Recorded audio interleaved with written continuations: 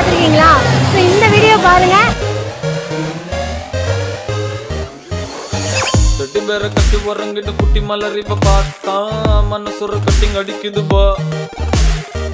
அத்துமீற நினைச்சா ஐயம் very very sorry. ஆளை வெட்டி குழம்பு வச்சிருவா.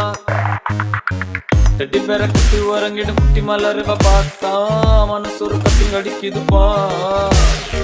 அத்துமீற நினைச்சா ஐயம் வெரி வெரி சாரி. ஆளை வெட்டி குழம்பு வச்சிருவா.